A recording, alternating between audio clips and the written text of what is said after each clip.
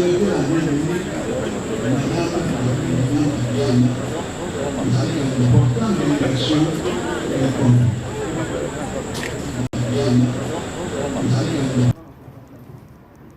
la Présidente du Sénat connaît bien cette maison. Donc, aujourd'hui, nous sommes à la présentation des condoléances de notre grand-père qui est parti brusquement.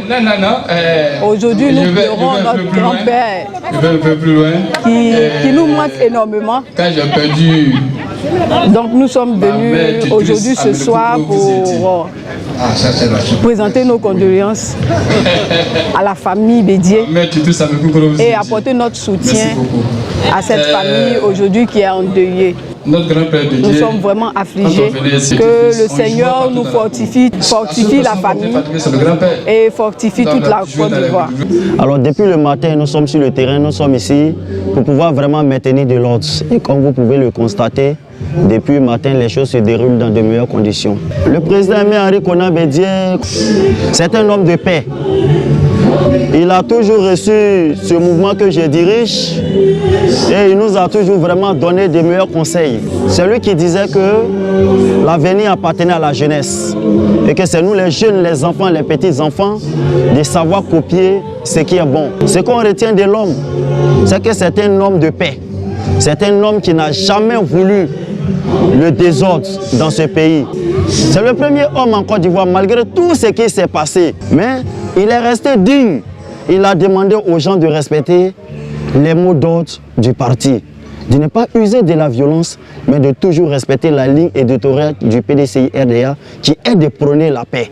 Chez nous ici, la paix, c'est un comportement. Et c'est ce lien spirituel que nos ancêtres, nos parents, nos grands-parents nous ont légué comme héritage. Le président Aimé Henri Konan Bédié, aujourd'hui nous le pleurons. On ne va plus jamais le voir, mais nous prions Dieu pour que son âme repose en paix. Que Dieu puisse accueillir son âme pour tout ce qu'il a fait pour la Côte d'Ivoire, pour tout ce qu'il a fait pour les fils du pays. Je retiens du président Bédié que c'était avant tout un homme de paix.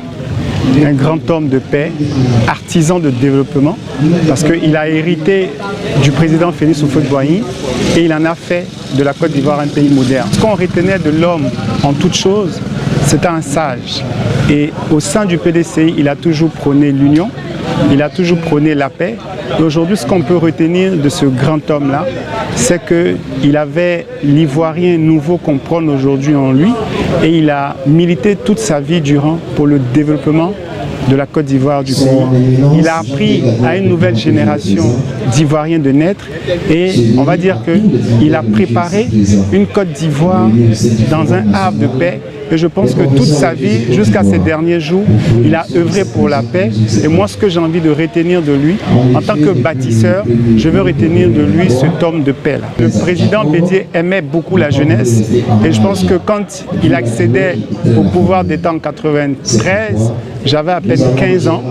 Et j'ai vu effectivement toutes les œuvres que le président Bédié a eu à construire pour la jeunesse.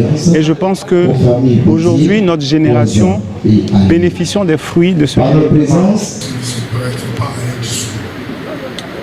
Nous sommes dans une situation